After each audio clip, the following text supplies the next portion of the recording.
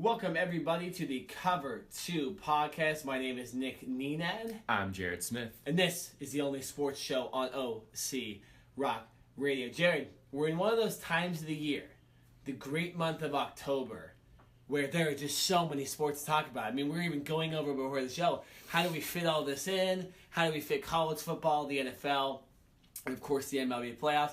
And now the NBA started. So, not a bad thing. Not a bad idea. I love it. Great problem to have. But nonetheless, we have a great show for you today. I know I say that every single time. But this specifically is a great show, as one of our microphones just fell down right before the show started. Get it together, Nick. Yeah, I know. See, look, the phone can't even handle it. Look at that. So, yeah, our recording device just stay up totally too late fell watching off. that game last night? I think I did. Enough sleep? Yeah, no, I think I did. I think the game went till 11 o'clock. Not that late. Nick didn't get his 7 hours. No, so definitely okay. did not get my 7 hours last night. Stayed up okay. way too late for no reason last night. So, well, it was a good reason, because the Los Angeles Dodgers won their game, they walked off, and they tied the series, which was great, because they played a terrible game yesterday. And if you haven't figured it out, we're jumping into the MLB playoffs to start the show. But as you guys know, I'm just a little bit biased towards the Los Angeles Dodgers in the playoffs. So it's okay. That's why I'm here. Exactly. Yeah, we're gonna start talking about them. This series, Jared, has been very low scoring and very pitching friendly. If you're a fan of great pitching, you're a fan of this series. Not a lot of back and forth like the other series or like maybe the World Series last year. Lots of great pitching, lots of bullpen work from both teams, specifically the Brewers. Jared, what have you seen from this series so far, now that it's tied 2-2? I think the first two games, I saw some hesitation. You've seen some errors by the Dodgers catcher. Mm-hmm. You've seen, in my opinion, guys not... I'm not saying they're not playing hard, but guys just not wanting to make a mistake. And I think when you have that mentality, this is such a big stage, such a big moment, not only for the Dodgers, who obviously were in the World Series last year and lost, but for the Brewers, right? This is a team that going into this season and in years past hasn't necessarily been in the conversation as far as contenders for the World Series, at least in my opinion. So the fact that this team has made it this far, their expectations have now gone through the roof, not only for that team, but for the fans in that city and for everyone else who's just a baseball fan. It's like, okay, you guys are here now. Prove that you guys belong and that you're not just a fluke. Yeah. So I think there's a lot of pressure riding on both of these teams. And I think it's taken some games for these guys to kind of settle in and say, okay, let's just play. Let's not have these jitters. Obviously, these games are very, very meaningful, every single one. Last night's game, Cody Bellinger finally broke out and had some meaningful plays after not really playing so well and in this series so far. So, yeah, I think it's just, from my standpoint, I think these guys have been a little hesitant and not wanting to make a mistake. And I think sometimes they're holding back, and I think that's resulted in the low-scoring games and more the good pitching so far. Yeah, no, I think you're right on that. And there's been talk about Manny Machado's hustle and obviously Yasmani Grandal's defense. And then Cody Bellinger, before he hits the walk-off last night, he hits one hit in the playoffs. And as we know, last year, I think the man broke the record for strikeouts in the World Series. So, I just think these guys were playing a little bit scared. I don't know why. Most of the guys that aren't playing well have experience in the playoffs. Machado has played big games for the Orioles. Obviously, Bellinger and Grandal played last year in the World Series. So I don't know why they would have played tentative, but I think they did.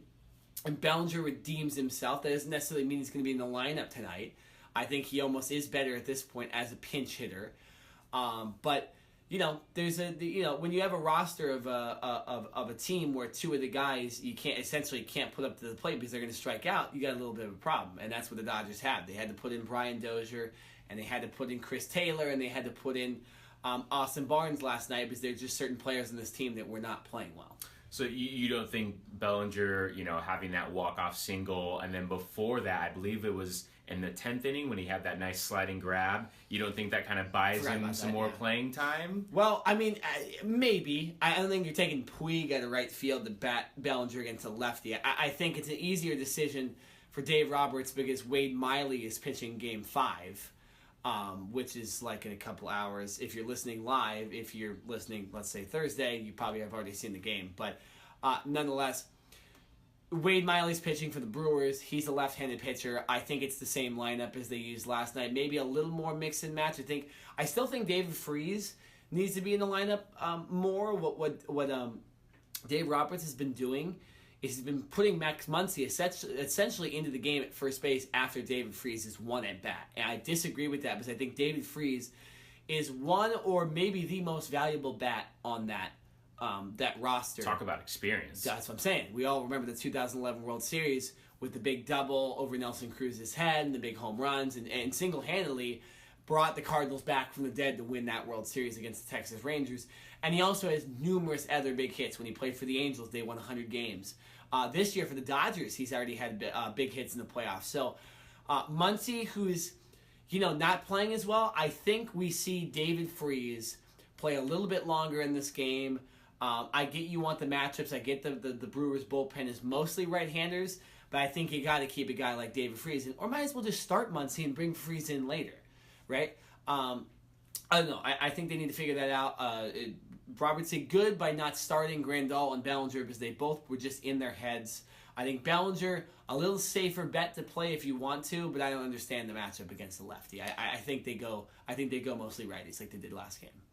This is going to be interesting today. There were 22 players that played in last night's game. Yeah. Obviously, it went 13 innings, so you're stretching guys out. Dodgers used every single pitcher. Right, yeah. Right. And so that is going to be very key in today's game, especially because that game went so late last night, and then they're playing basically a day game today at 2 o'clock. 2 o'clock. So for the managers on both sides, it's going to be very interesting to see not only the lineup that they put out there, but how long of a leash they give these players. Because like we just said, the bullpens had to go a lot longer, right? The Dodgers used every pitcher that they had. So how they mix and match that is very, very crucial. This is a 3-game series now. Yeah, it's just restarted. Right? This is down to 3. It's tied 2-2. It's basically like 0-0 now. You're starting from square one.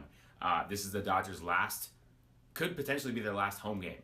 So I know you tweeted a couple days ago that if you're the Dodgers, you want your next road game to be either in Houston or Boston. I saw your tweet about that. Yeah. That did not end up happening because no matter what happens with this game today, there will be a Game 6 back in Milwaukee. Well, and just what makes this game even bigger, I get it's a day game, and what might benefit the Dodgers is the fact that they turn around so quickly. That game last night is in everybody's minds. You're getting home. I don't know where all these guys live, but you're getting home more than likely at 12 o'clock, maybe even later last night. You're waking up at 6 or 7, and it's still in your mind, hey, we won last night. We ended up getting the big win. We didn't go down 3-1. We went up 2-2. You got Kershaw on the mound for Game 5. I think the Dodgers had the momentum, and we'll see. We'll end up seeing what happens. But yeah, this is going to be a big game, and I think you want to, if you're the Dodgers, you want to win Game 5, so that when you go into Milwaukee, you can lose a game. If you do play bad, you don't have to worry about both games in Milwaukee being elimination games, because that's tough, and that's what home field advantage is. We were just talking about that a second ago. Exactly.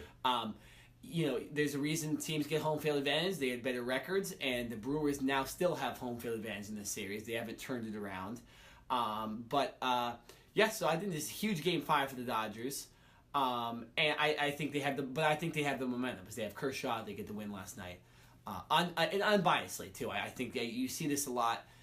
We'll talk about the Red Sox in a second. I think they have momentum in their series too, so it'll be big. Jared, real quick before, did you have anything else to say about the series? I do. There's no way we're getting out of this series without talking about the play that happened last night. Manny Machado is running down the first baseline. He hits a ground ball to the shortstop, and Milwaukee first baseman Jesus Aguilar has his foot and his heel on the bag, catches the ball, ump calls Manny Machado out, right? Clear as day. That is a typical baseball play, right? Except Manny Machado steps on the bag with his right foot, and he drags his left foot over Jesus Aguilar's leg, or foot in a sense. And basically, Manny Machado trips. Aguilar kind of stumbles a little bit and looks around like, hey man, what's going on? Now, I'm going to preface this by saying I'm not a baseball player. I never played organized baseball in my entire life. To me, that was a dirty play.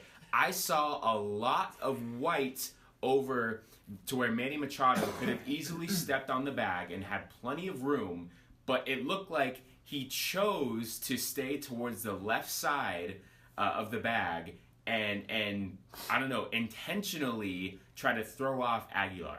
Now, that's just my opinion. I want to get a baseball person's perspective. I know you've played the game. I know you saw that play. As a Dodger fan, give me your best unbiased opinion. Yeah, okay, so, and I'll be unbiased on this. They're dirty, and it's not the it's not the one play in the series that he's done something sketchy. You could go back to it. I mean, Machado for some reason has a like he can't handle himself when he makes a bad play. So he pops up, just walks, doesn't do anything. There's been numerous times where he stepped out of the box before a pitch is thrown because he expects to be called time and it's not granted to him, including a strikeout. A 1-2 pitch, he just stepped out of the box and complained. And then, of course, he tried to take out Orlando Arcia twice at second base the other night. I don't know. Manny Machado is not necessarily like a Dodger. I mean, the guy's been on the team for 2 or 3 months. Well, we've seen this in the past. Machado's been in benches clearing brawls. He's thrown bats at Josh Donaldson down at third base.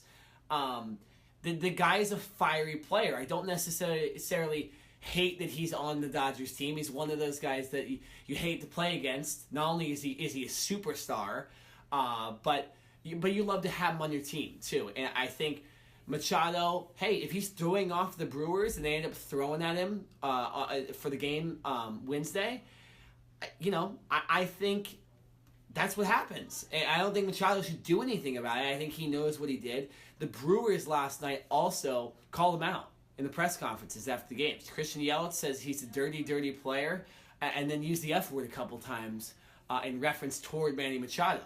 So, and Christian Yelich is one of the leaders of that team. So, we'll see what happens for the rest of this series. But yeah, what Manny Machado is doing is somewhat dirty.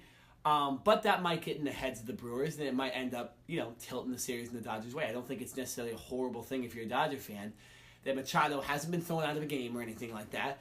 But he's playing a little chippy, right? It's like football, right? You're going to hit a guy a little late out of bounds. Quarterback's running out of bounds.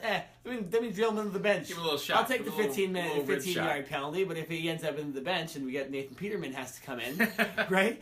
Then that works out. So Aguilar, I saw them talk at first base and stuff like that, but Aguilar also needs to get his foot off the back. There was a couple times where he's lackadaisically putting his foot on weird parts of the bags where guys could step on and roll their ankles too. So he's not completely out of that too. But Machado, there's a track record in this series and in the past that he's not necessarily the cleanest player. Right. I mean, really quickly, towards the end, and I didn't know this, apparently Manny Machado and Jesus Aguilar are like good friends. They go way back. They came up in the minor leagues together. So I don't think this is a thing of like, oh, I'm trying to purposely for Machado, I don't like this guy, I have a bad history. So it was kind of interesting that happened to a friend or, two guys that call themselves friends. Yeah. Supposedly they said they left it on the field and they're going to move on. But Yelich didn't move on. Yeah, no, listen, if I'm a teammate of Jesus Aguilar, I'm going to be standing up for him and I'm going to go up to Machado and I'm going to say, hey, listen, man, that's not cool. You're a dirty player. Try that again and see what happens. Right? Exactly. I think as a teammate, you have to do that. But if you're Jesus Aguilar, obviously he's friends with Machado, and he's probably going to handle it in a different way. So, I think that was very, very interesting. Yeah. No, it will be it'll be fun to watch the rest of the series to see what happens, specifically Game 5. All right, we need to move on. Enough about the Dodgers. All these series are going well. Real quick, what do you think is going to happen? Who do you think wins this series? Woo. Because this series will be over by the time we have another podcast. We'll be talking about the World Series next week. I think it goes 7, and I'm going to give it to the Brewers. Okay, interesting. See, I think it's going to go 6. I think the Dodgers. I think the Dodgers had the momentum, and I think I'll say this: whoever wins Game 5 is more than likely winning the series. Really? Because I think that the Dodgers have so much momentum going into Game 5 that if you lose that, even if you can win Game 6, I think that it's a lot like the World Series last year, right? Dodgers, they win Game 4. They go into Game 5. They have a lead. Kershaw blows it. Obviously, crazy game, 13-12. And then the Dodgers barely win Game 6, but they just kind of ran out of gas in Game 7. I think the same thing could happen if they don't win Game 5. And that's why some people are saying this is Kershaw's most important start of his career. I was just going to say Kershaw's going tonight. I did just see something on the ticker that said, could this be Kershaw's last game in LA? Well, it could because he has an opt-out. And what would be funny is if he opted out after kind of failing the team. I mean, normally you look at like Machado's case. Machado is actually, besides these couple plays, is making a name for himself. He's batting close to 300, and he already has 3 home runs this series, and has a walk-off run. He was the guy that scored last night. So, it's in parallel right now that Kershaw could do the same thing, and he could opt out and earn himself a new contract. But yeah, it would be hard for me to see Kershaw leave the Dodgers if he keeps screwing up these postseason games, because when, say, a team wants to give a contract to Madison Bumgarner, they're going to go, okay, well, his regular season stats might not be the best, but when he gets to the playoffs, this guy's one of the best of all time. Kershaw, yeah, his regular season stats, he might get us to the playoffs, but once we get there, we can't rely on him as an ace. So I think this game is big for his contract next year, too, if he wants to opt out. But I think he ends up staying with the Dodgers, especially if they end up winning a World Series or something like that. If they win, that cures all. And everyone will 100%. Be happy. The Dodgers will be happy to throw money out. Winning cures everything. I don't care what sport it is. Yeah, winning will solve a lot of problems. 100% correct. All right, let's go to Red Sox and Astros. And before this series started, this was looking like a barn burner of a series. I mean, these two teams. Heavyweights. Yeah, exactly. Heavyweight fights. It's been back and forth. Right, the Red Sox have a 2-1 lead coming into Wednesday, so that's what we'll talk about. The Red Sox win, or the Red Sox have won the last 2 games after dropping Game 1, and a huge 5th inning for the Red Sox yesterday, and then a big grand slam from Jackie Bradley Jr. in Game 3. Jared, what have you seen from this series so far? And do you think the Astros can just come right back because they're starting pitching, or do you think this might be just the Red Sox series already? No, I think the Astros can. I think the Astros have a great combination of pitching and hitting, and that's the reason why they've been so great the last couple of years. The Astros do get the next 2 games at home as well, if I'm not mistaken, correct? Or the next game for sure. The last 2 games. Yeah, the next 2 games at home for sure. The Red Sox have just... The thing is, they have great hitting as well, right? Obviously, Mookie Betts, you mentioned the Grand Slam, and they had a breakout inning, which you necessarily haven't seen so far in either one of these games, right? It's been kind of more tight-knit, close. You get a 1 or 2 runs per inning, and then in the 8th inning, Boston jumps out for 5 runs and really kind of expands the lead, and there's no way the Astros are coming back from that. I think the Astros come back tonight, and I think they get the win. I think they do have enough hitting. The one thing I will say, Jose Altuve, I know he's not necessarily 100% right now. He's kind of gutting out his play. Even though, I don't know if I want to call him the best player on this team. I'm sure you can probably argue that. But I think he's the heart and soul or one of those types of guys. I can agree with that. Yeah. I think that he's definitely the guy that he can get everyone else riled up. And the fact that he isn't able to be on his A game right now, I think is hurting this team a little bit. He did have a good game. He went 2 for 3 as far as hitting with a walk as well. But I don't think he's 100% right now, so I think that's kind of hurting his team a little bit. But the fact that the Red Sox were able to come out and score 8 runs, I think put a little bit of fear into Houston. Yeah. Because we all know the Red Sox can do that, but with Houston, it's like they're not used to giving up that many runs. With that type of pitching, that staff that they have, you don't really, the Houston Astros don't give up 8 runs. So the fact that they did, I think, was a little alarming. But I think that the bats come alive for them tonight, and I think they even the series at 2. Yeah, well, I mean, just like the Dodgers going into last night, I think if you're an Astros fan, and you're the Houston Astros, these next 2 games are must-win.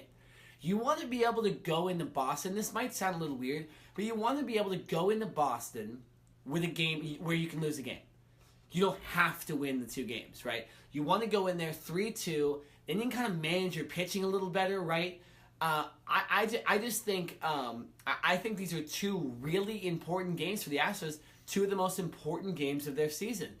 You can't be dropping games at home to a Red Sox team which was the best all year. They were the best team all year. You look at the Dodgers last year, won like 110 games. That was the Red Sox this year. So they are the team.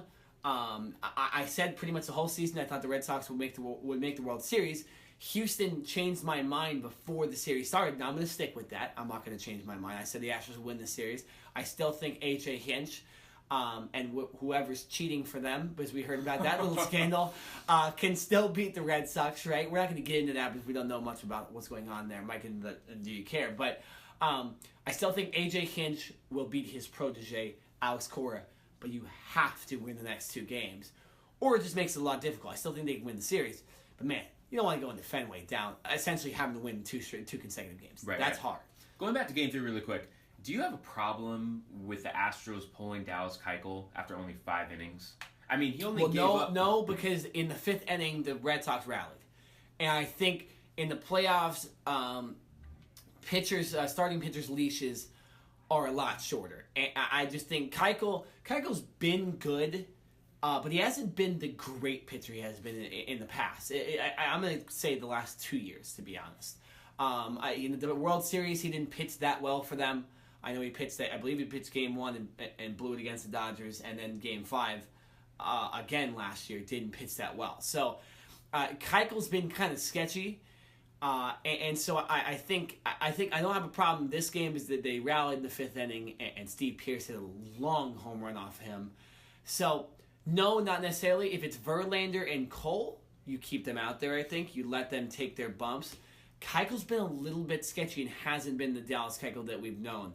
So I think it's okay to take him out in the 5th. Okay, I just want to know, because I know that Keuchel has been an ace before in his career, and he has that type of potential. Yeah, but the ace of this team is Justin Verlander. No, I'm not questioning that at all. I'm just saying, if you're Keuchel, because of his history, does he not get that extended leash? But I just wanted to know, if you thought that he was pulled too quickly, or like you mentioned, I think that you bring up a good point in the playoffs. Listen, it's win or go home. So I mean, no opportunity. Kershaw can be taken out. Right. There's no opportunity to leave a guy in for one extra inning too long when you have other fresh arms that are ready to go. Well, so and who started for the Red Sox last night? Can you check that out for me real quick? Yes. Let me. I have an idea of who it was, but I started watching the game in around the 4th or 5th inning, so.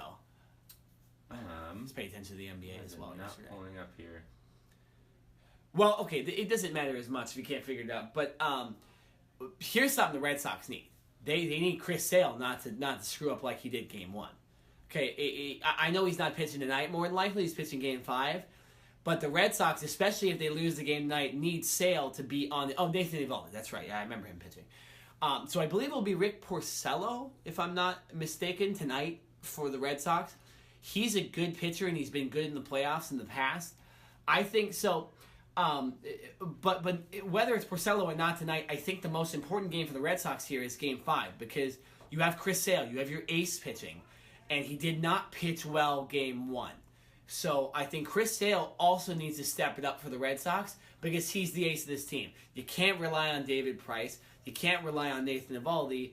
And you shouldn't have to rely on Rick Porcello. The ace of the Red Sox staff is Chris Sale, has been Chris Sale since they signed him.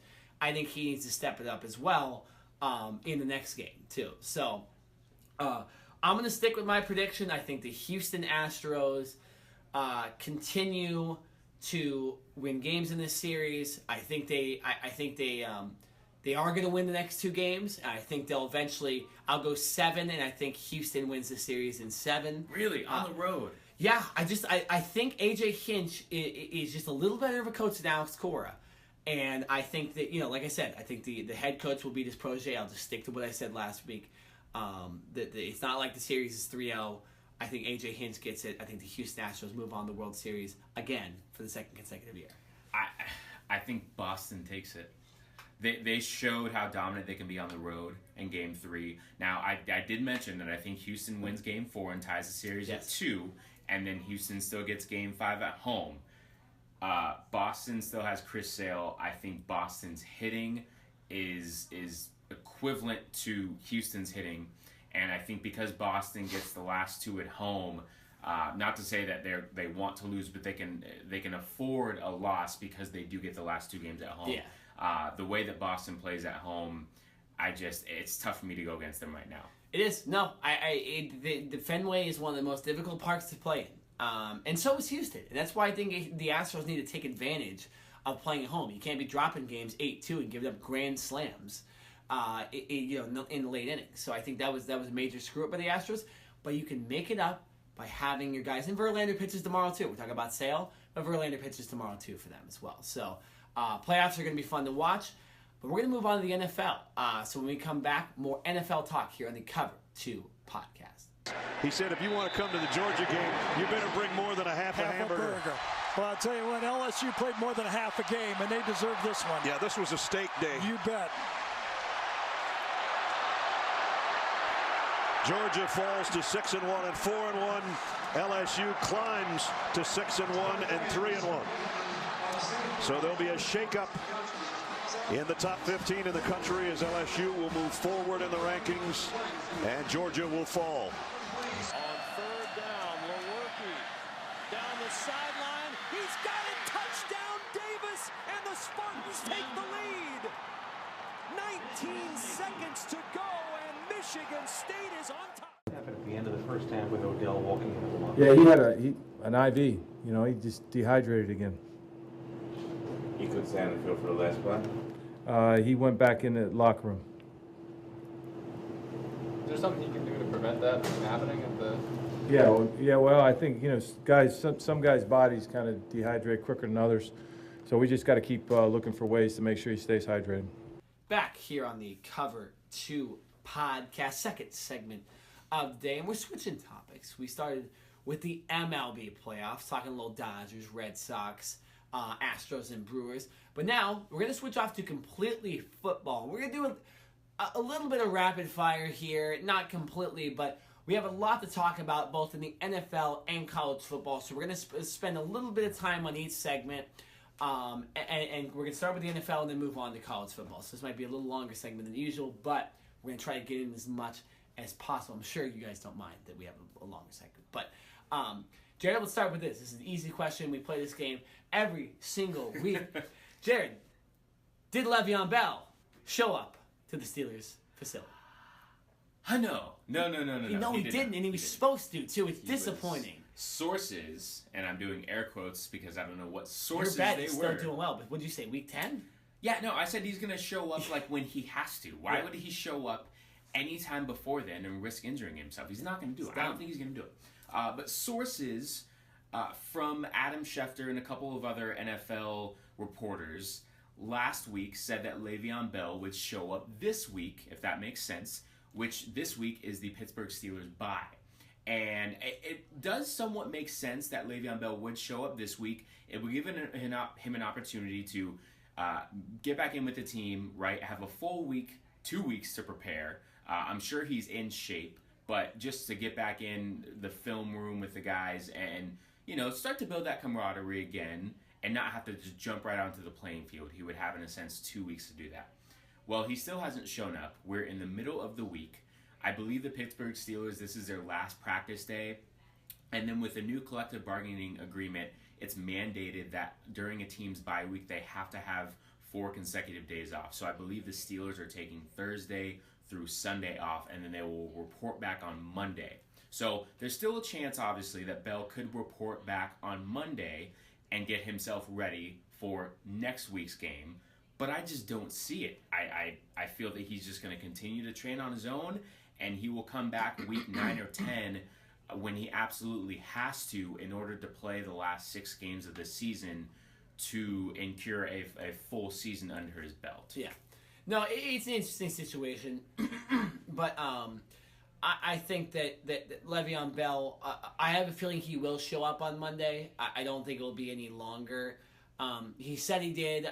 Why would the rumors come out that he'd specifically show up that week? I think probably because he is. So you're saying they practiced Monday through today? Yes. Okay. Today's so the last day of practice. I am so surprised. Well, I guess it does make a little more sense that he'll probably show up Monday. And the Steelers, like I said, are starting to turn around a little bit. So this is a perfect scenario for the Steelers. They get their big running back. But I also saw another stat the other day. Hold on, let me get this stuff out of my throat. You okay? Give me a second, yeah. Excuse some me. water there, buddy? Excuse me. Well, I'm drinking coffee, but I think it's just congesting my throat the whole time. Okay. It's a bad idea. But you're back to football. Le'Veon, I saw some stats the other day that showed that James Conner, the current running back for the Steelers, his stats are extremely similar to the start of Le'Veon Bell's last year. I think it continues this moniker that the running backs in the NFL are easily replaceable, even the stars. It doesn't help Le'Veon Bell's case that his backup running back did the same thing he did last year. And I know he's not Le'Veon Bell, and Bell's a lot more of a complete back. He's a better player. I'm not saying that, but it's hard for Bell to get the contract that he wants when you look in Arizona. And David Johnson is not playing well since the offense isn't playing well. Ezekiel Elliott hasn't had the type of year he possibly could because the Cowboys' offense isn't as good. Todd Gurley, for example, he's different because that team is star-studded and it's easier it's easier to play when your team's that good. But we saw the 1 year where the Rams were bad, he was horrendous. So I think it doesn't help that James Conner played just as well as Le'Veon Bell. They obviously want him back, and then now they'll have a two-headed backfield. But, man, the running backs in the NFL, it's going to be hard for them moving on, especially that this league is passing so much. I just think it's unfortunate, but we'll see what happens with this whole situation. I do think he shows up Monday, though. I think you hit the head on the nail when you said that because James Conner is playing so well, it's hurting Le'Veon Bell's negotiating. Stats are so similar. David Johnson only got a $13 million contract, and he's not doing much. Right. So, yeah, I think this hurts Le'Veon Bell's kind of negotiating status with the Steelers because James Conner is playing so well. And like you mentioned, and I'm going to reiterate what you said, James Conner is not Le'Veon Bell. No, Le'Veon Bell is a unique, specific talent. And there are only a handful of players in this league right now who you can even put in the same conversation as Le'Veon Bell. So we're not trying to compare the two from a talent standpoint, but from a production standpoint, yes, James Conner has played very, Which very is why well. you get paid, too. Exactly. So if you're Le'Veon Bell, like I said, you come back when you absolutely have to, you play the last 6 games, you ball out, and then you leave Pittsburgh and you go take a ridiculous contract from the Jets or the Lions or whoever's going to pay you the most money. I almost 98% of the time will side with the player as far as going and chasing the money when it comes to the NFL. And that's for a multitude of different reasons that we've talked about, which is for another day. So, for the Steelers, I think as an organization, I think they get the best of both worlds right now, right? They get James Conner, who's playing really, really well. Yeah. And then when Le'Veon Bell decides to come back, they can plug Le'Veon Bell right back in the starting lineup. And then you have James Conner to spell him. No, exactly. And plus, when Le'Veon Bell comes back, it's not like he's going to be 100% game ready either. But you still have James Conner. You don't even need to play him that much either. And if the Steelers don't want to, they don't have to play him at all. I mean, that's where we are here. We'll see what happens with that whole thing. The Steelers aren't stupid. They're going to play Le'Veon Bell. You're going to play him, okay? If they're big-headed, if they're that big-headed, there's obviously more organizational problems than we thought, too. I mean, if Mike Tomlin's going to come out here and do that, that would obviously be completely ridiculous. And I think his job would be on the line, too. So, we'll see what happens. We need to move on. But, as far as the game goes, Le'Veon Bell has not showed up. No, he's not. No, he's not showed up. We'll play the game next week, and we'll see if he showed up. Because at that point, we'll know if he showed up next week. So I'm going to move I know I guessed like 3 weeks ago that he showed up. I was completely wrong. I'm guessing this week. You're still going what's week 10, right? Week 10. Okay, week 10. So we got a couple more weeks. All right, so let's see who wins. Yeah. But let's move on to another star that did get paid and did a similar thing that Le'Veon Bell did. Odell Beckham Jr. Now, Jerry, this must make you very happy that the New York Giants, the New York football Giants, are in shambles right now. Suck? They suck. Yeah. Yeah. Garbage? I'll say garbage. So what? Give me.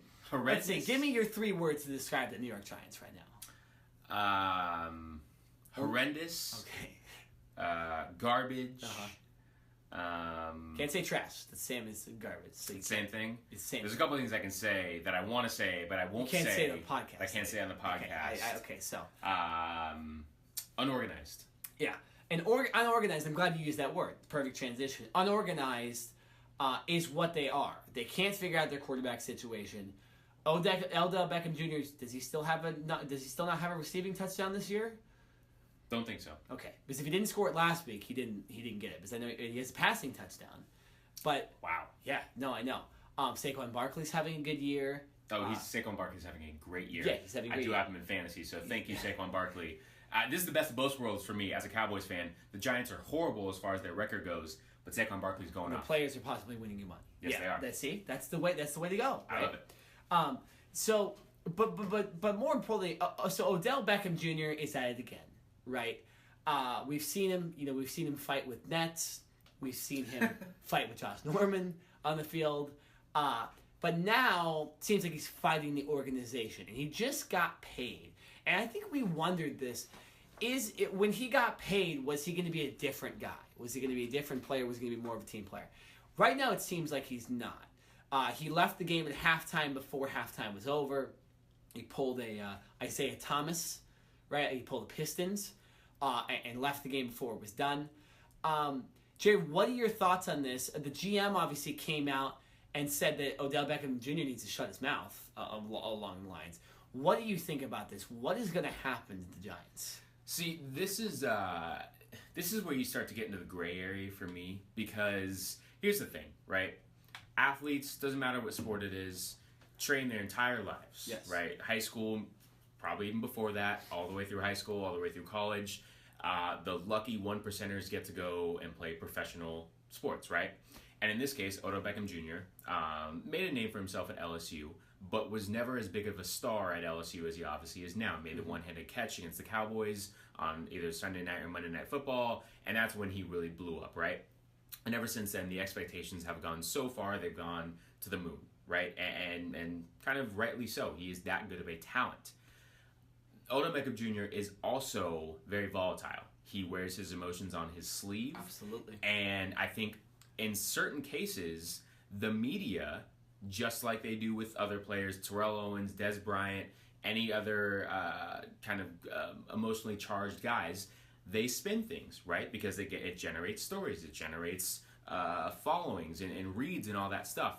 So I'm not saying that Odell Beckham Jr. has not brought this on himself, but he's an emotional guy. He wants the team to do well so badly that when they're not, that's just his way of voicing his frustration. Now, I'm not saying it's right. I'm not saying it's wrong. I'm just saying that's how he does it. The fact that he just got paid, whatever his ridiculous over $100 million contract was, people now expect him to change and say, okay, you're now paid. You need to now change your attitude and change the way that you play. That is a part of Odell Beckham Jr.'s DNA. That's how he plays. Odell Beckham Jr. cannot be Odell Beckham Jr. without his emotions being a part of him.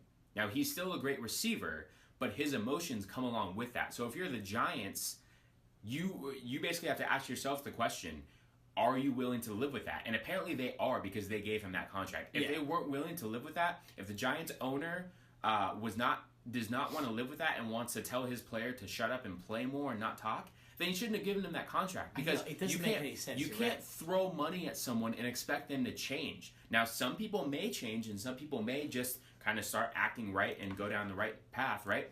But that's not Odell Beckham Jr. He's going to be who he is with money or without money. So if you're the Giants organization, I think I'm looking at them and saying, you guys got yourself into this situation, right? You obviously drafted him. You knew what you had, and you knew what you're getting yourself into. So throwing a lot of money at him is not going to change his attitude. And that's where I think this Giants organization, specifically their owner, is wrong. Now, like I said, do I agree with everything that Odell Beckham Jr. has done as far as his antics? No, I do not. But that's his personality. And if you expect him to change just because he's now a millionaire, or not that he wasn't before, but even more of a millionaire, and he's got more money in his pockets, then I think you're completely wrong. Yeah, no, I agree with you. It doesn't make a lot of sense. I'm glad you brought up all that stuff. You pay a guy to do his job, and then you don't provide enough help around, right? It'd be essentially like you working in an office, and they go, you know what? We're going to give you a raise, but then we're going to fire everybody else, and you're the only guy that you're the only guy that can do so. Him and Saquon Barkley, So the Giants need to figure out what the hell they're going to do with Eli Manning now. Because Eli Manning... No. Eli's done. He's done. He's washed up. He's done. He's trash. Yeah. And this is a whole nother topic.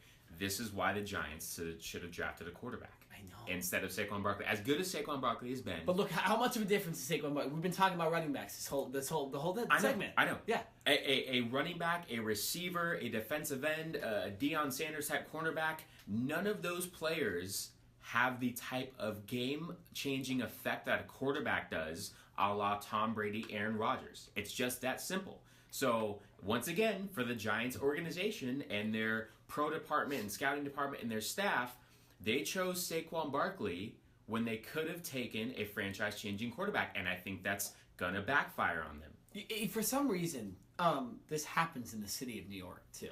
There's always one team that makes a good decision and another one that doesn't. You look at the Knicks and the Brooklyn Nets. The Brooklyn Nets, now these two teams are both pathetic, but at least the Brooklyn Nets made a run at it and traded for Paul Pierce. I know that kind of screwed them over, but they made a run at it, and fans might have appreciated that. They took a gamble. More. Exactly.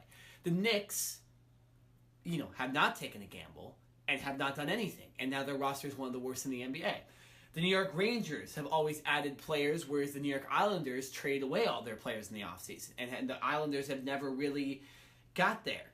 And I think the best example is the New York Yankees. The New York Yankees have always taken gambles. They just traded for Giancarlo Stanton. They bring up Aaron Judge. New York Mets, they can't handle a pitcher going to a club a couple times. So, and they don't provide enough, support for a guy like Jacob deGrom. So for some reason, the city of New York, there's one team that makes a good decision. There was one that's not. And in this case, the New York Jets picking Sam Darnold was a good decision. That should have been who the Giants picked. They made a mistake. You could have picked Josh Allen or Josh Rosen as well, and it would have been a better decision than keeping Eli and then trading Davis Webb for no reason or releasing him, whatever they did with him. So, I know. Eli's washed up. Eli needs to be released at this point. He's not a good quarterback. He's on par with Blake Bortles the way he's playing, or Nathan Peterman, whatever you want to do. But this guy is not an NFL quarterback anymore. I know he won 2 Super Bowls, but Ken Griffey Jr., when he was playing baseball for Seattle Mariners in his last year, he's falling asleep in the dugout during games. He retired in the middle of the season. He said, "You know what? I'm not going to take a roster spot when I can't even stay awake during games. I'm retiring." At this point, Eli Manning needs to do he needs to do something. Either the Giants need to retire him, or he needs to figure out what he's doing, because this is just not working for the Giants, and it's ruining their organization. Because Odell Beckham Jr., you supply all this money to, eventually they'll probably pay Saquon Barkley, and they have no quarterback, and they're going to be, like you said, garbage for the next 3 or 4 years now. So, hey, I love it. It's almost a guaranteed win for my Cowboys, at least one more this year. So I'm okay with it. But yes, I think we both agree the Giants made the wrong decision in the draft, and we are now seeing that ripple effect as we go further and further into the season. 100%. All right, let's move on to the other football, college football. Jared, a lot of crazy games this week. I think there were 4 upsets. Definitely. And 4 but there was a lot of close top 10 upsets, teams too. That went down. Why don't you pull up the scores from last week and just tell me how many teams were either close to losing or they were ranked, obviously. Number 2, Georgia, goes down to LSU. Yep. We have number 6, West Virginia, goes down to Iowa State. Yeah, not a good loss. Number 7, Washington, goes down to number 17, Oregon. Michigan State beats Penn State. Look at this. At home. In Penn State. Doesn't make any sense. Wow, that game was a shocker. Michigan State scores on a game-winning touchdown as time expires. That is pretty crazy. We have number 12, Michigan, beating number 15, Wisconsin. That was a good win. Yeah. That was a good win. Wisconsin should not even be ranked, in my opinion, at all. Florida, I just want to throw this out there really quick. Florida beat Vanderbilt, but Florida, I believe, was down like 14-0 or something like that. I know, yeah. That was a little shocking to me. So Florida, even though they're ranked in the middle of the pack, they only won by 10 against Vanderbilt. Who they just beat last week, though, too? Was it Auburn? Who'd they beat? Auburn or LSU? I believe... Because they upset somebody last week. And then they screwed up. Let's see here. It was LSU. Yeah. They beat LSU. So LSU, who beat Georgia, they beat last week, and they can barely beat Vanderbilt. And Vanderbilt, that's where my dad went to college. Okay? That's a great school. Your dad must be very, very smart. Yeah, he's a very smart man. But that's why my dad went to college. But we both agree. Vanderbilt is the, they're the trash of the SEC. They are. They're never good. They're the worst team in there. You should not be losing to them. No. My dad would say the same thing, too. He understands. He said they haven't been good at football since before he was there. Wow. So he said he used to go to football games, nobody wins. All right. Unranked Virginia beats number 16 Miami. Man, that was actually more than I thought. Auburn. What happened to Auburn, man? At home, they lose to Tennessee. Remember week 1 when they played Washington? Yeah. Remember how good they looked? Oh my gosh, their defense! It was the first play of the game, and their linebacker came up and lit up a receiver. And they now go down. I mean, there were so many upsets. USC beat Colorado. I know that just off the top USC of beat my Colorado. head. That was Colorado was undefeated at 5-0, but really Colorado's offense was pathetic. They have one really good receiver, and other than that, that team. I think because they're in the Pac-12, not as deep of a conference, they were able to start 5-0. But that team, that's somewhat of a fluke to me. I'm sorry. We were talking about this last night. Them and Washington State are kind of the flukes of the Pac-12. Yeah, they got good records, but who have they played? You know what I'm saying? So, you know who didn't almost lose was Alabama. Again, every single week they blow teams out. Tua got hurt, right? Did get hurt. Sprained knee. Oh. So Jalen Hurts came in and did his thing. They got a guy. That's the thing. Who they play this week? Alabama. This week, I believe. As long as you have him back for the LSU game. They're at Tennessee, and Tennessee's obviously coming off that huge win against Auburn. Yeah. So they're at Tennessee, then at LSU. So these next two games are huge. I almost say play Hurts. Really? Play Hurts in this game against Tennessee. Give Tua a week off to get ready for LSU. Auburn's a rivalry game. We've seen it before. There's always the chance Auburn can beat Alabama. They're not horrible, so there's a chance. LSU, though, man, they've had a good year this year. I know they screwed up the other day against Florida, but I think LSU has the best chance to beat Alabama during the regular season. I still think Georgia could beat Alabama. I think they match up well with Alabama, so I think Georgia could still beat Alabama in the SEC championship game. I think during the regular season, though, this game against LSU is your biggest game. I think you play Jalen Hurts, who's not a bad play, right? Like, Jalen Hurts is not, you go, I got to play the backup this week. Well, Jalen Hurts might be an NFL quarterback as well. So it's like, it's not totally out of the question. I say they play Jalen Hurts, give Tua the week off, unless he can just play. If he can play, he can play, right? But if there's the chance he might make his injury worse, I think you got to sit him against Tennessee. You should be able to blow them out, and then you save him for at LSU, which is I almost would say that's upset warning already. Just knowing how well LSU's played at home this week, there's a very good chance LSU could win that game. I think you bring up a good point of sitting Tua for this week going up against Tennessee. I have some type of reservation about that because of Tennessee and the way that they beat Auburn last week on the road. True. They're coming back at home. Tennessee's head coach, I'm sorry, I'm blanking on his name. He's the former Alabama defensive coordinator, so he has a lot of history with Alabama. He knows that team very well. He knows Jalen Hurts and his strengths and weaknesses very well. The thing that Alabama will have to do differently is they're going to have to change their offense. Tua is the guy that can not only run with his legs, he's a dual threat quarterback, but he has a great arm, right? He can drop back and throw the ball 50 times a game, and you're probably still going to blow an opponent out. Jalen Hurts is not a type of guy that you want dropping back and throwing the ball 50 times like a Tom Brady. Not at all. If you expect Jalen Hurts to do that, then I think you're setting yourself up for failure. You have to be able to almost. I'm not comparing him to Dak Prescott or anything like that. He just, for some reason, Dak came into my head right now. But I think you have to run bootlegs and run read options and play actions and that type of thing to give. To get Jalen Hurts on the move when he throws. Because if you expect him to just take a 3-step drop and have to read a defense from left to right, I don't think that's his strength. So I think this Alabama offense will take a step back this week because of the quarterback play, but I still think they're obviously very, very talented and they should beat Tennessee.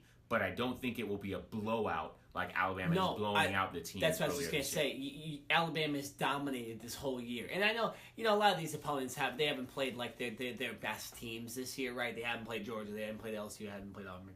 But Alabama's been blowing people out. If you see a spread like Alabama's going to win by 28, I bet Tennessee plus 28 in this game because Alabama will win, but this will be a lot closer than the rest of the games are. Just because Jalen Hurts, they run out the clock more, right? He runs a lot more.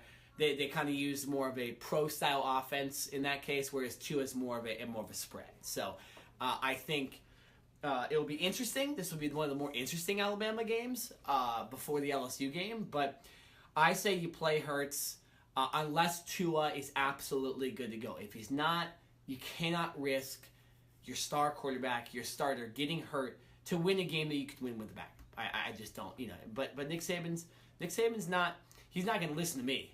Right, he's gonna do whatever he wants. So right. It'll be interesting to see. So we got 6 minutes left in the segment here for football.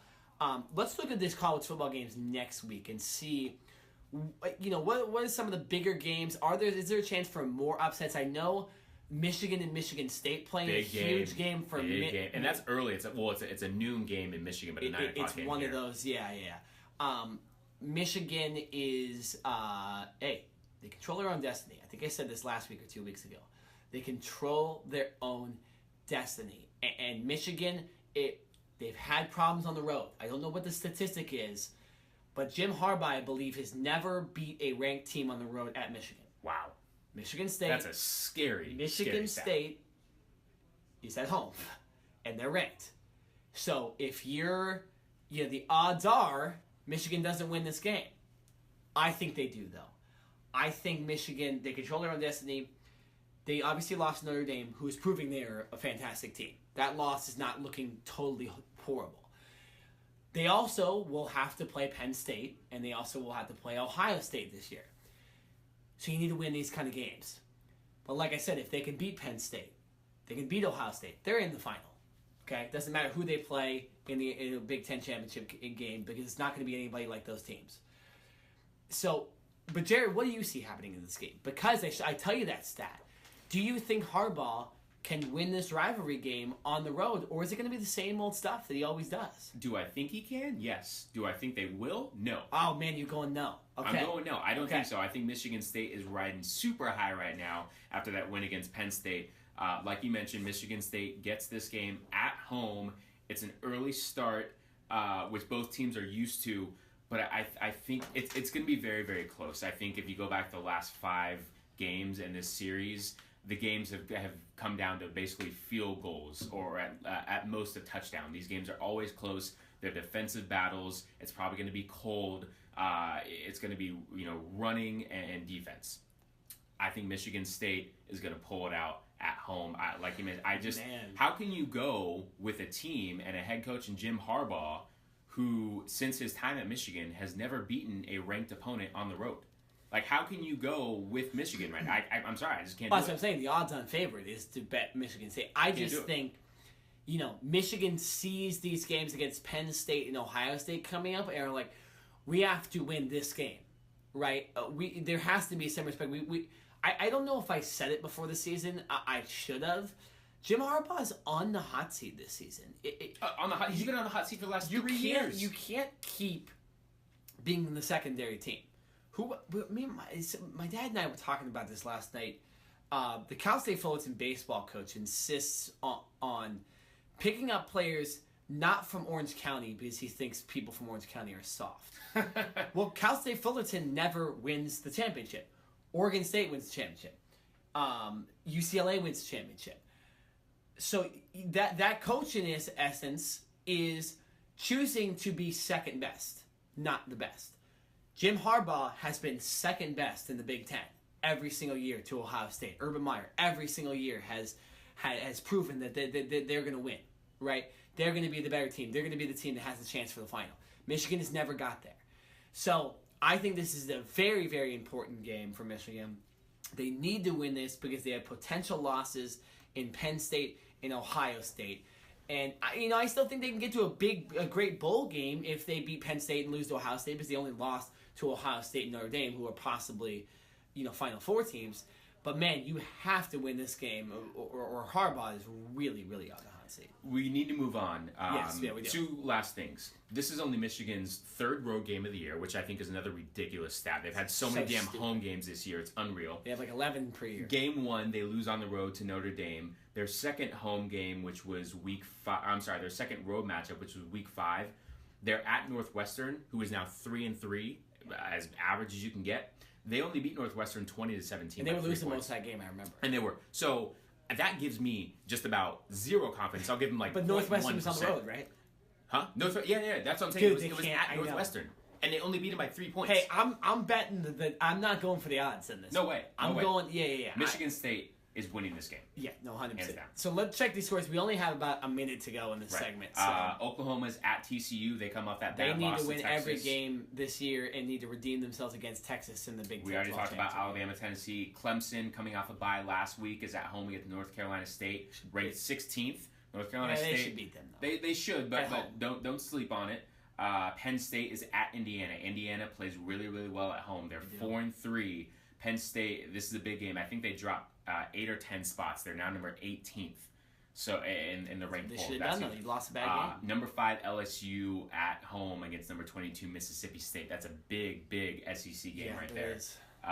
What else? We have Ohio State traveling to Purdue. That should be an easy win for Ohio State. Drew Brees is not a Pac-12 matchup. Number 12 Oregon traveling to number 25 Washington Remember what I State. said? It's Washington State's a farce. They're ranked because of their record. Okay, so I think the biggest matchups: Michigan at Michigan State, and we got LSU against Mississippi State. I would throw that Oklahoma game in there And the only Oklahoma because they need to win. And if you're a fan of high-scoring football, you want that team in the Final Four. But yeah, Michigan controls their own destiny. I think they're the most interesting team besides, say, like Alabama this year, because Alabama's dominating. We'll see if anybody can beat them. And Michigan, with their star head coach, should be able to win a game like that. All right, we need to go to break. On the other side of this break, we're going to be moving on to Do You Care? So we'll be right back on the Cover 2 podcast on OC Rock Radio. Matthews from his position on the left side. Riley can go to Marner, can go to Matthews. He goes to Marner. Over to Matthews. In front of the net. Tavares denied again by Carey Price. Morgan Riley again. Matthews again. Snaps a shot. He scores! Only fitting. A game winner for Mason Crosby. How good does that gotta feel? From the 25-yard line. Play action. Holmes steps up, going deep. Downfield, wide open again is Hill.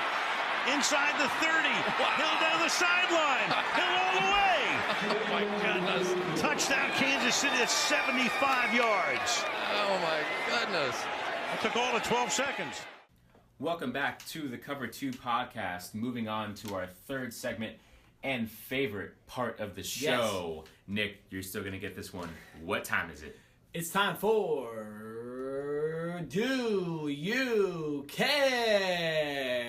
Do You Care, everyone? We have some great questions on the show today. A little bit of everything, some college basketball, a little NHL, some NBA that started last night, and some NFL as well. Oh, and guess what? Some MLB. We have a little bit of everything, like I just said. I am starting off the show, this segment, for I believe the first time. Nick always loves to start off the show. The first time in a while. I know the first time in a while. Yeah. Okay. It seems like it's the first time, but it's been a long, long time. So, Nick, you get the first question. Yeah, my monopoly on the segment is over now. It's okay. It's finished. Do you care that the Los Angeles Angels of Anaheim are opting out of their stadium lease with Anaheim? Yes. Because this means a couple things. I don't necessarily think the Angels are leaving the city of Anaheim, or at least the Los Angeles market, because their owner, Artie Moreno, paid a lot of money to get the rights for the name Los Angeles at the front of their name. So I don't think he'd throw all that away because they can't figure out their stadium problem. Now, they do need to figure this out. The Angels will play next year 100% in Angel Stadium. They have a year to figure out what they want to do. There's rumors that the Angels want to build a stadium in the city of Tustin, but the city of Tustin's officials have said that they don't want to use taxpayer money. I love Tustin. It's a great city. I'm not trying to pay for a new stadium over there. Exactly. Yeah. I live there. For example, yeah, that's where Jared lived. So I don't know where. What would be funny too is you'd have to think that they would probably use that area where those big blimp things are, right, to build a stadium. That's where the only land is over there. The hangars. Yeah, the hangars. I can see it from my balcony. Right. So you know what? That's actually kind of cool. I can see the games. You can listen to the game. You could watch. Yeah, exactly. You wouldn't even have to. Maybe the outfield wall would be low enough to where you could see from your window. As long as no one breaks my window, then I'm good. That's a good point. Yeah, you don't want those home run balls in batting practice hitting Jared's house. I would spend a lot of money fixing his window. But yeah, so that all jokes aside, that's what that's what I heard the rumors are. Again, I don't think the Angels leave the city of Anaheim. If you're an Angels fan, you're hearing this for the first time. Yes, they currently do not have a lease with the city of Anaheim, and Anaheim also is going to hire new mayors. As we all know, the election day is coming up soon. That means all the city officials, not just the Senate and all that stuff is going to be, voted on. But, hey, mayors, city councilmen, stuff like that, they're all going in too. So the city of Anaheim might have a new mayor. And if that new mayor comes in and says, yeah, I don't really care about this stadium here, and we have Disneyland and we have the Honda Center already, you might see the Angels not in the city of Anaheim. And I heard last night that Disneyland wasn't very happy with the city of Anaheim and stuff like that too. So, they got to figure that city's got to figure it out. But I do think the Angels will stay in Southern California. I don't think they're moving to Arizona or they're going to some other city. I think they're staying in Southern California. So if you're an Angels fan, you still could drive to the games. But something's going to happen. There might be a new stadium. Angels might, there's a lot to happen. But it's very interesting. It kind of came out of nowhere last night that the Angels were breaking their lease with the city of Anaheim. That would be a fun story to follow because obviously that's been kind of our team here in Orange County. Jared, do you care that Coach K says college basketball is clean? Oh, yes, I do care. And I am a Duke fan. I do follow Duke more so because of Coach K and how big of a fan I am of his. Not necessarily, I didn't go to Duke or anything like that, so I don't have any ties to them. But Coach K is such an iconic figure in the coaching world, not only in college basketball, but just in coaching in general. So for him to come out and say this was pretty interesting because we all know about the scandals that not only college football, but college basketball and college athletics as a whole has provided. And in the last 5 to 10 years, there's been a lot of dirt brought up. The FBI has gotten involved. The NCAA has been investigated so many times now I can't even remember. Can't even count how many times, right? So it's no secret that the NCAA and college basketball, their recruiting tactics and the way that they bring kids into these programs a lot of times is unethical, and whether it's done by way of money persuading or giving housing to families, it is not necessarily done the right way. So for Coach K, one of the most iconic figures, like I just said, to come out and say this is very interesting. And it is interesting because one of his new recruits, Zion Williams, who was a top 5 recruit in the 2018 class, his name was brought up in a trial report. And it was said that when he was on a recruiting trip with a Kansas coaching assistant, that the coaching assistant said that Zion Williams asked for not only money, but housing for his family. So that right there is putting Zion Williams on the map. And it's interesting because of the presence that Duke has in Coach K, is there going to be some type of backlash with this? Or is the NCAA going to just kind of put this one under the rug because they don't want to upset Coach K? They know the type of power that he has and what he brings to the sport. So this is a very, very fluid situation, but I felt that it was concerning enough to bring it up in this Do You Care segment that Zion Williams will play for Duke, and there's no mentions of suspensions or anything like that, but it is interesting that his name was brought up in this report, and we will see if anything follows and proceeds from here. Sure. Nick, do you care that no quarterbacks aged 25 and younger have beaten Tom Brady and Bill Belichick in New England since those two have paired up together? Yes, because that's a ridiculous stat. What this is in reference to is the fact that Patrick Mahomes did not beat Tom Brady on Sunday. But wow, did they put on a show in that game, especially Tyreek Hill and Patrick Mahomes. my goodness. I was out of the house, but I still got to watch most of this game, and I got to watch the whole fourth quarter. The Chiefs are for real, man. Their defense is, as fake as it gets, because they just let people through like it's, I don't even know, like it's a library or something like that. Like it just, their defense is one of the worst of all time, but their offense is so good that it complements and they actually can stay in games with New England. Final score was the Patriots 43-40, and this statistic stays true. This came out before the game, and it remains true now that Patrick Mahomes, who is 25 or younger, did not beat them in that game. But the Chiefs are going to be a force. I still don't know if they can make the Super Bowl because their defense is so bad. And look, the Patriots just beat them, and they're an AFC team. But, Patrick Mahomes, I know he has a lot of weapons, but this guy is the real deal. I can't say it enough. I know I've said it so many times in this segment already, but it's going to be fun to watch this dude, especially since he's not in the NFC West, to watch this dude for the rest of his career. Because I think this guy, he's a real dude, and he's got such a good arm. And Tyreek Hill's going to be there for a long time, and Kareem Hunt's going to be there for a long time. And as long as they keep replenishing that offensive line and they just slowly improve the defense, the Chiefs are going to be a force to reckon with for the next 10 years with this type of quarterback. So, love watching Patrick Mahomes. But I think this game also proved that the Patriots are still the bell cow of the AFC. And come playoff time, it's going to be still hard to beat the New England Patriots if your defense is essentially non-existent. So we'll wait and see and see what the Chiefs do in the playoffs. But right now, they're as legit as it gets. Jared, sticking with football, do you care that Aaron Rodgers did it again? No, I don't care. What I do care is if you're the damn San Francisco 49ers, why are you giving Aaron Rodgers the opportunity to even make a comeback? They played scared. I mean, you guys were in the game. First of all, I'm not saying the Packers are great because they're not a great team. They're a good team because they have Aaron Rodgers. The 49ers are garbage. Okay, they're 1-5. They should be 2-4 Well, they lost right Jimmy now. Garoppolo. It's not They fair. did. But they were in this game. They were winning at halftime.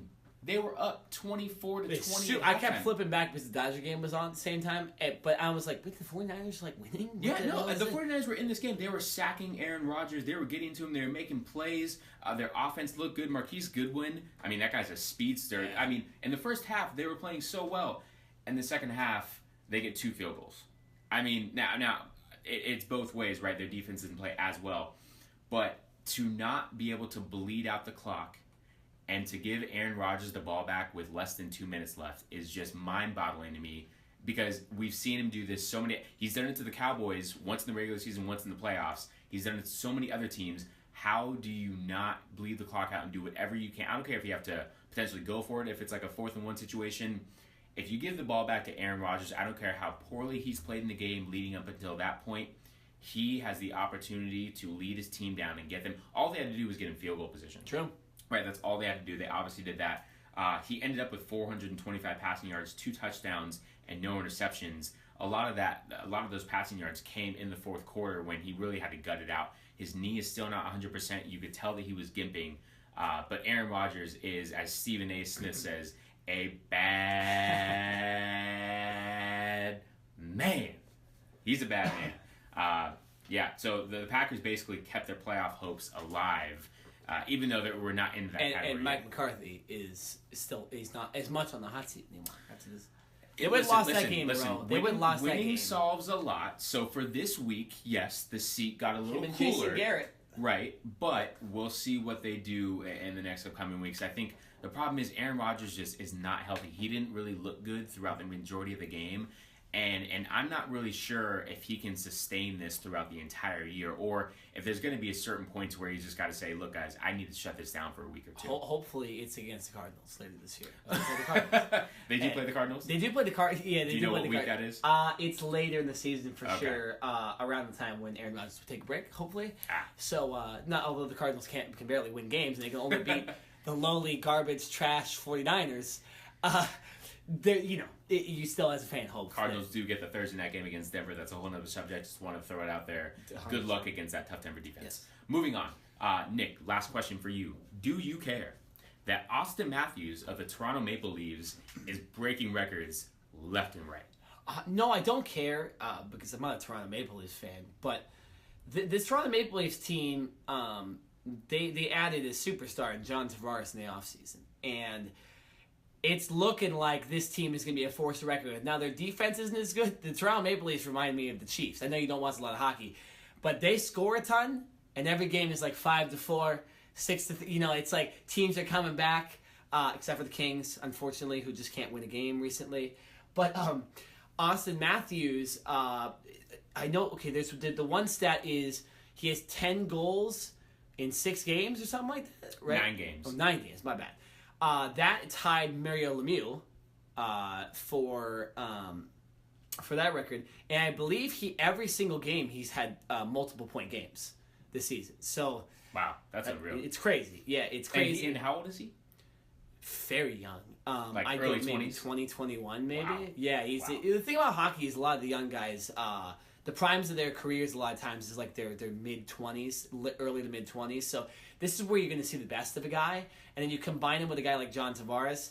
I mean, this is he's a fun player to watch, and if you're a fan of the Toronto Maple Leafs, who haven't been good the last couple of years except for last year, they really should enjoy having a superstar like this. Matthews was the guy they drafted, and so back about a couple of years ago.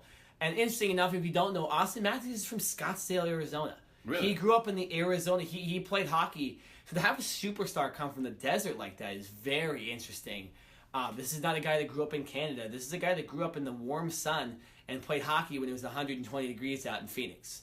One of my little cousins plays hockey in Phoenix. He loves it. Austin Matthews is like, I'm going to try to find an example of this. He's like the guy over there for hockey kids. He's the inspiration.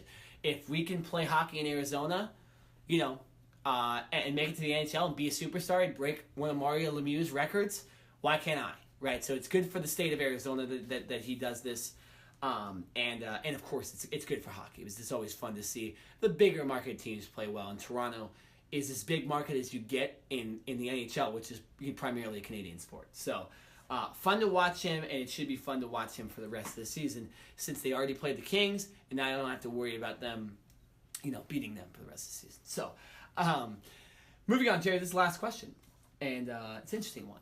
Do you care? LeBron James showed up to the Drake concert in Los Angeles. I do care. And I was actually at that Drake concert the night before. Yeah, I was there Friday night. My girlfriend got me floor tickets, and I want to repeat that. Floor tickets. You hear that, guys? Repeat it one more time. Floor tickets. Floor tickets. Unreal. We got to move around all throughout the floor. It was by far the best concert that I've ever been to. Shouts out to Drake. He was amazing. It was a Drake and Migos concert. But Drake completely lit it up. He brought out Chris Brown to perform. So it was completely amazing. And then Saturday nights, of course, LeBron James has his hand in almost everything. Of course, basketball, but entertainment and movies and all this other stuff. And so what does Drake do? He brings out Travis Scott. They have a hit song going out right now. And then, of course, he brings LeBron James out. And it looked like the crowd just went nuts. LeBron James is out there singing the song, doing his thing. So it's pretty cool to see. Obviously, LeBron James is, he's embracing LA on the basketball court and off of it. And he's trying to show that, hey, I am from Cleveland, but I'm with LA right now, right? Yeah. This is my team, and I'm going to support these guys 100%. So it was really, really cool to see. The Lakers open up their season tomorrow night, which will be Thursday, on the road in Portland. LeBron James' first official game in the regular season for the Lakers. And then I believe they play again on Friday night against Houston, if I'm not mistaken. I think their home opener is either Friday or Saturday. No, it's a home game, and it is against Houston. So I don't know what day it is Friday. It's the next day. Oh, okay. Yeah, wow. So they get a quick back-to-back right there. They should be well-rested and ready to go. So I can't wait. The season started last night. The Philadelphia 76ers and Boston Celtics played in Boston. Boston won that game. It was great to see Gordon Hayward back. And then the nightcap was Golden State. Who won that game? Because I was watching the Dodgers. So with the early game? No, the late game. I watched Golden State, I believe, won. They beat Oklahoma City. Oklahoma City did not have Russell Westbrook. So we are going to transition into the NBA in our next segment. Not only talk about those games that happened last night, but preview the season a little bit. give us some sleepers who we think could win the MVP, even though that may not be a surprise to most, and talk about who will be contending for the championship. So, coming up in our final segment of the show, a little NBA talk on the Cover 2 podcast. Well, listen, you got... What's to keep Golden State from another title? Let's put it that way, Chuck. Injuries, hurricanes, tornadoes, snowstorms, man-made, some man-made, Chernobyl. I mean, Ernie, listen. President of... What'd you say, Chuck? Typhoon. Typhoon. Yeah. Ernie, listen. Monsoon. Coming up to this year. Plumlee can't control it. James has it. Here they come. LeBron in the middle. LeBron all the way. Throw it down. Listen, he had the ball from the opposite end of the floor, and nobody got in front of him. Everybody was like backpedaling, and then they decided, part the seas. Get out of the way. We are back here on the Cover 2 podcast, final segment of the day, and we're doing a little NBA predictions, Jared. The whole segment is going to be based on the NBA season, and you might be thinking, why are they only dedicating one segment to predictions of the NBA? Well, because there's probably going to be one team that wins the finals, so we don't need to do a whole thing like we do with the NFL. The Golden State Warriors have an all-star team for rosters, so it's pretty much who's going to compete in the finals against them. But so there's not as much to talk about this year. Obviously, we have LeBron and the Lakers, which we're going to start with in a second. But we're going to talk about the Lakers, what we think about them. We'll go into who we think can compete in the East and get to the finals, because that's a lot more competitive of a conference. And then we'll go and kind of give you our MVPs and our rookies and our breakout players and stuff like that. So let's start. You started talking about the Lakers because you went to the Drake concert the other day. What do you think you see from the Lakers this year? There's tons of opinions on this. I know Charles Barkley didn't think they'd be a very good team. Kenny Smith was a lot more high on inside the NBA. Stephen A. Smith thinks they're the third team in the West. And there's people that think they won't make the playoffs. So what is your thought on this? Where do you think the Lakers end up? How many wins? What can LeBron do with the current roster to get them deep in the playoffs, essentially? Yeah, this was a very controversial question. Not controversial, but I would say multiple different opinions, like you mentioned. As a Laker fan, I'm going to try to be as unbiased as I can. I think they will get to 50 wins. And I think that will be good enough to get them into the playoffs. I see them losing in the second round. I think they're a good team. Obviously, LeBron James puts them in on another level. They have good talent around them.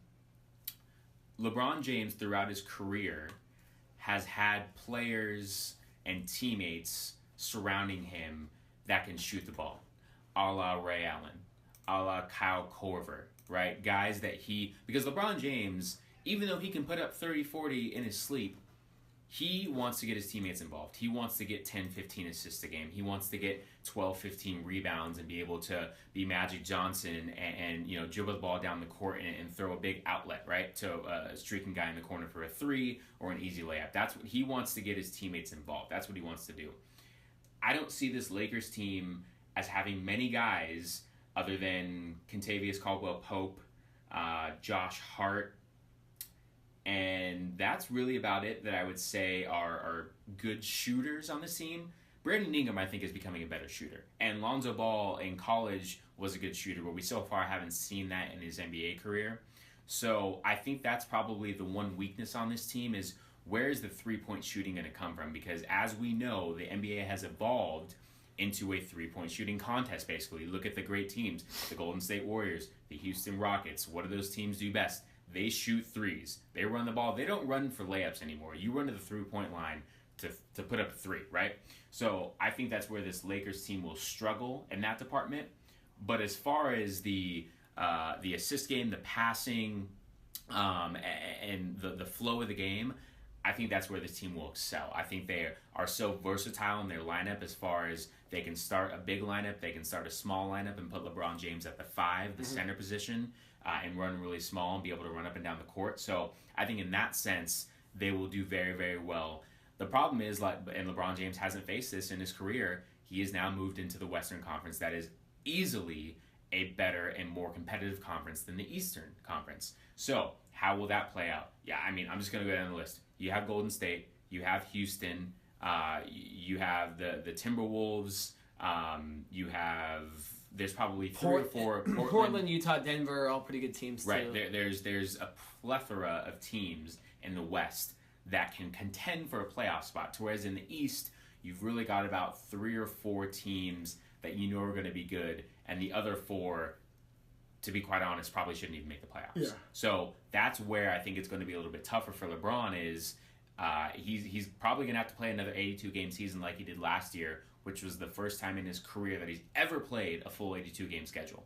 So the fact that he did that last year, hopefully he can respond and do that again, because I think he's going to have to in order for this Lakers team to achieve those 50 wins and get themselves into the playoffs. And once they do get into the playoffs, it's not going to be an easy first-round cakewalk like LeBron's had in his career, right? He's going to have to go up against maybe a Houston or maybe a Golden State, because I see this team and the Lakers being a 6 to 8 seed. I don't see them getting a first-round top 4 seed and having home court advantage. So this team will be good, but because they're in the West, you have to temper expectations, and I don't think they're going to just blow by teams like a LeBron James team would in the East.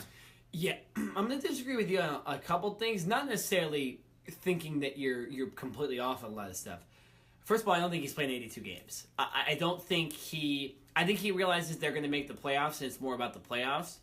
And I think he was trying to prove a point last year, maybe to Dan Gilbert, and saying, hey, say whatever you want. I'm probably going to leave after the season, but I'm going to play all 82 games and prove to you that I'm a standout player. He'll definitely take some games off this season. Also, I don't think they win 50 games. I think they're in that 45-50 range, but I don't think they win 50 games. The West is too good, and I think they're going to lose these games to, like, Utah and in Denver and the Timberwolves, like you mentioned. Obviously, Houston, they might be able to win those games, but I think there's going to be too many splits, too many good teams in the West for them to end up winning 50 games. But I also disagree with you on this point. I think they are a little higher seed than you think, and I think they actually get to the conference finals, because I think somehow Houston and Golden State are going to end up beating each other, and we're going to get the Lakers like slipping in, right? So it'll be really interesting, especially if, say, Houston ends up being the number 1 seed. I think that's a way the Lakers get into the conference finals. This is essentially what I'm predicting. I'm predicting that Houston gets the number 1 seed, the Lakers get the 4th seed, and the Lakers end up playing Houston in the second round, and they defeat the Houston Rockets, and they play the Golden State Warriors. That's what I think will happen. There's no way they're beating the Warriors. I'll just tell you that right now. You never know in the Eastern Conference with the Celtics and the 76ers stuff. You never know, they might be able to beat Golden State. I don't think, because the West is going to eliminate good teams. I do think the Lakers have a legitimate chance to get to the conference finals, but I don't think they win 50 games. So I don't know if that makes a lot of sense. I think the West is going to be so congested that even if you win 47 games, there's a chance you still get a high seed. So I think as long as they don't play Golden State in that second round, I think they get to the conference finals. I think that Houston is going to be a little more combustible than they were last year with Carmelo Anthony and all them. There's always a fear for injuries with that team as well. And so I think that'll be enough for the Lakers to beat them. I will change my opinion if they end up playing Golden State in the second round, because I don't think anybody can beat Golden State. So I'll say that. If they play Golden State, they're done. If they don't, they get to the conference finals. Until they play Golden State, they're going to win. That's what I think will happen with the Lakers. But the 50-game thing, though, LeBron's good, but that roster isn't good enough, and there's a lot of young players and stuff like that. So I don't think they can. They'll lose some games they should win for sure. But all right, let's move on. We kind of analyzed the Western playoffs there. Who we think will get in? We think Houston, Golden State, Lakers will kind of be up there at the top. Let's move to the Eastern Conference, right? You have the 76ers and Celtics who played last night, who I think arguably are the 2 best teams, right, in the Eastern Conference. But I think this East is a little more competitive than you kind of made it out to be. There will be some teams that make it in the 6th, 7th, 8th seeds that aren't that good. Man, I think Milwaukee's good. I think Toronto is good. I think I just blanked completely on another team. I was thinking Indiana is very good too. Yes, that was exactly the team. I think Chicago is better with their young core. Not that I think they can beat these teams, but I think that there's more of a test coming from those teams. So I think the Heat are also a pretty good team. So I'm gonna go. I think it'll be interesting to see what happens with Toronto and Kawhi Leonard. I'm not gonna come out and say here they're getting to the finals. No way with Kawhi. Him and his dumb laugh and all that stuff. But I think it is the Celtics and 76ers that will end up getting to the Eastern Conference Finals. But I don't think it's going to be as easy a route as you kind of made it out to be. I don't think there's just 3 teams. I think there's 4 or 5 teams that can legitimately compete for this Eastern Conference title. The Celtics have a problem with staying healthy. And that's one of the reasons they didn't end up beating the Cavaliers last year, because they were missing Hayward and they were missing Irving. And so I don't think Tatum and Jaylen Brown can lead a team to the finals. I don't think Ben Simmons and Joel Embiid can solely lead a team to the finals, right? I think there's not that LeBron James in the Eastern Conference anymore where you're going, okay, let's see who beats that team. No, I think it's kind of up for grabs. I do think the 76ers and Celtics will be the final 2 teams, but I do not think that it's going to be easy. I'm not just going to say they're 100%. I'm saying 100% it's going to be Lakers, Houston, or Golden State in the West. I don't think it's anybody else besides those teams. For the Eastern Conference, though, I could see 4 or 5 teams possibly getting the finals this year. Doesn't mean they're going to beat Golden State, but I could see them getting the finals. Ooh. In my opinion, there are 5 teams in the East that will be competitive. 3 of those teams have a chance to make it to the finals. Those 3 teams, Boston Celtics, Philadelphia 76ers, and the Toronto Raptors. I think Kyrie... No Bucks? No Bucks. I think the Bucks are good. Giannis is too good. Giannis is good, but the Lakers have more talent than the Bucks, right? So from that standpoint, LeBron James is great, and I think he at least has somewhat of a supporting cast. Mm-hmm. In Milwaukee, it's Giannis, and I don't think they really have... Well, if they ever get Jabari Parker healthy... Well, Jabari Parker's gone. He's in Chicago. You're right. Yeah, you're completely right. Jabari Parker's in Chicago. He's gone. He's gone. And Jabari Parker, even though he was a first-round pick, is at best a secondary player. He's not a guy that you can build your franchise around. So I don't think him, whether he's there or not, I don't think that would have kind of tipped their season in one way or another. So Boston, the Sixers, and the Toronto Raptors, I think, are the 3 teams that have an opportunity to make it to the finals. And then I'm going to put the Washington Wizards and the Indiana Pacers as the other 2 teams that kind of round out the top 5 in the East. So you're saying the Bucks aren't a top 5 team in the East? I don't think so. I think they're number 6. What do you think about the Detroit Pistons? Because obviously they kind of got a trial run with Blake Griffin and Andre Drummond that's kind of counteracting what the rest of the NBA is doing. Is there a chance they kind of sneak up and get further? I'm not saying they're going to get to the finals, but is there a chance they might end up getting a 5th or 6th seed or a 4th seed? I can see that. Yeah, this team is young, number 1. You get Reggie Jackson, who came up with Oklahoma City, and then the Detroit Pistons traded for him. You got Stanley Johnson, who... Stanley Johnson, modern day. Right, they just traded for Stanley Johnson. He's a kind of a Lamar Odom type of guy. He's very long and lengthy. Good he can guard any position on the floor. Offensively, he's very streaky, but he's really there for his defensive prowess. You got Blake Griffin and Andre Drummond, right? My key player to this team is Luke Kennard. I knew you were coming out of Duke. He's a lefty. He's a Manu Ginobili type of player, I think. I'm not saying he is Manu Ginobili, but his game reminds me of him. I think he's a great 6th man. I think he will be in the conversation for 6th man of the year. So I think this team is good.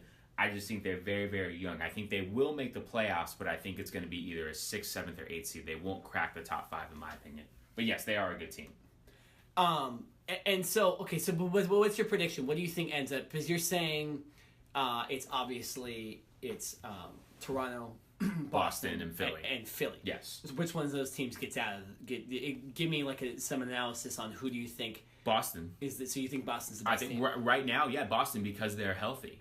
Now, they looked a little rusty last night because obviously Kyrie Irving and Gordon Hayward, not only have they not played together, but they haven't played basketball a meaningful game in a long time, and Gordon Hayward obviously missed the entire year last year. So I think once these two guys start to gel, build a rapport, I think the Boston Celtics, when healthy, can go up against the Warriors. Roster is so they can go up against the Warriors. Yeah. They can go up against the Houston Rockets. This team is stacked. They can not only score points, they play defense. They play good defense, and I'm not trying to knock the Warriors. I am knocking the Rockets because they don't play defense worth a damn. But and this then you Boston, add Carmelo and give this away Boston Trevor Celtics team is for real when they're healthy. The problem is we haven't seen Kyrie Irving play a full healthy season in a long time, and can Gordon Hayward, get back to that Gordon Hayward elite status that we're knowing him to be? If those two things can happen, it's really, really tough to say this as a Lakers fan. This Boston Celtics team is scary, and they're the second best team in the NBA. When I was in Boston, there's a lot of hype around the Celtics. Like a lot of the guys, like I even mentioned the Lakers, man, and like guys were giving me like, what? You talking about the Lakers? Like I think people in Boston realize too that like the Lakers are back. Right, and that there's that chance of the finals now, right? Like I think Golden State will dominate until they start losing players or whatever. But there's that chance of a Lakers Celtics finals again, more on the horizon, at least for the next 4 years while LeBron's there. So, the city of Boston's pumped up too. Just being there, they're high on the Celtics, right? They're high on the Red Sox, Patriots too. But like there was Celtics talk, amongst a lot of guys there too. So. I'll say this too. I want to bring this up real quick because we only got about 6 minutes left in the podcast. Markelle Fultz. What's wrong with it? I mean, is this going to work out for the 76ers? I think this is a major problem for them because he's supposed to be their third guy, and they don't really have a third guy. You look at all these other teams.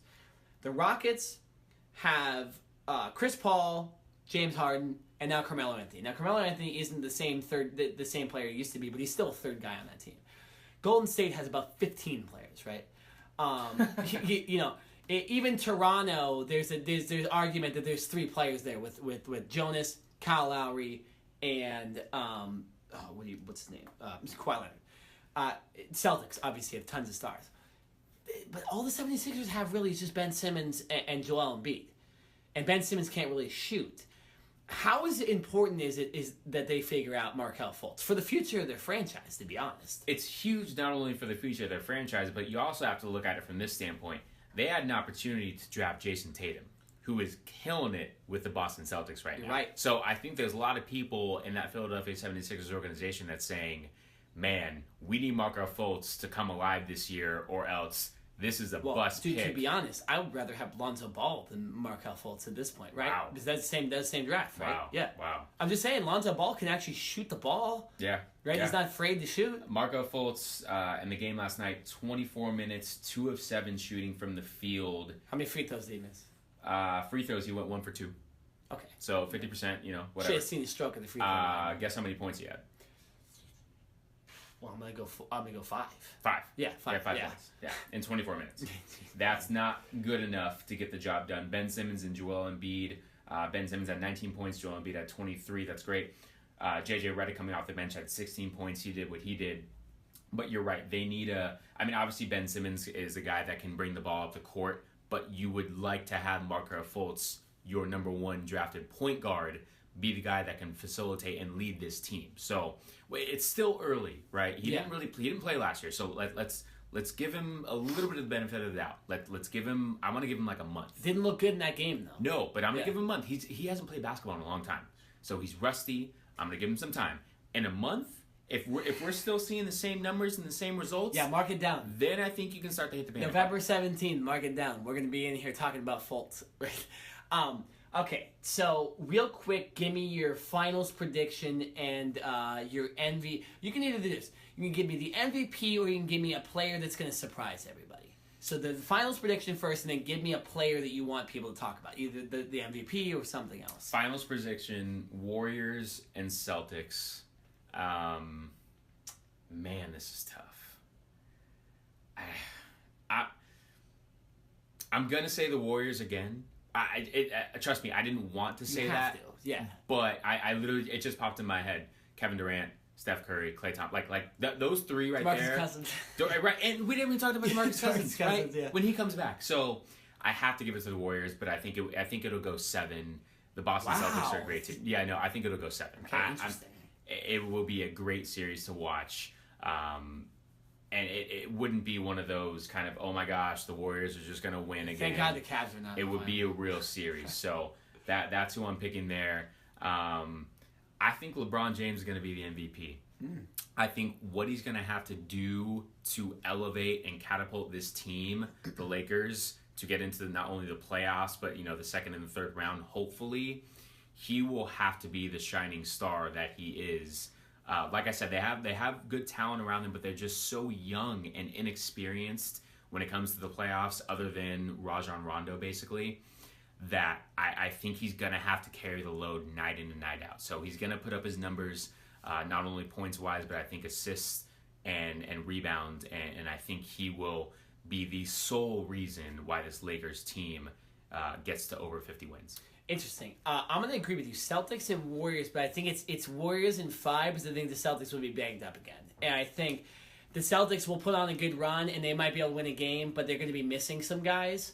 And the Warriors, even if they're missing some guys, will still win the series. So I'm going to go Warriors in 5 for the finals. My MVP is going to be Anthony Davis because I think the Pelicans are going to be a lot better than we think this year. I think he's going to lead them.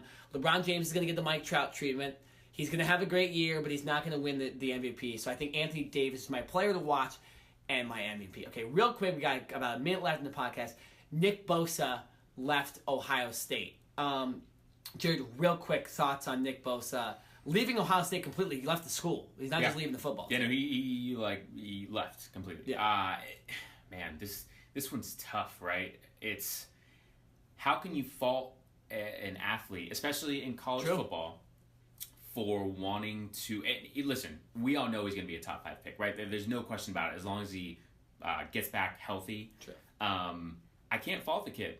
I really can't. As much as I would love to see him continue his collegiate career with Ohio State, he knows that if he continues to play for Ohio State and injures himself again, he will lose out on millions and millions of dollars. And the way that the NFL is, where they do not guarantee contracts, I simply can't go against this kid. It's a tough decision. I'm sure it took him a while to figure it out, but good for him. Go get your money. Absolutely. You hear the music right there. It means podcast ending. I completely agree with you. He does not need to play for Ohio State. His brother, wanted a contract from the Chargers. Those guys seem to be all about money. And so, solid decision by him. It sucks for Ohio State. Might hurt them going down the line, say, in the Final Four or against Michigan like we were talking about. But I think it was a good decision by him as well. Pissed off we didn't really get to talk about this more. We kind of forgot. We just realized happened in the podcast. We forgot to mention this. But good decision there by Nick Bosa, at least in my opinion. So, hey, we'll be back next week. We'll be predicting the World Series next week and talking a little bit about LeBron's first game and, of course, acknowledging the NFL and seeing what happens. So, for Nick Nenad, I'm Jared Smith. This has been the Cover 2 podcast.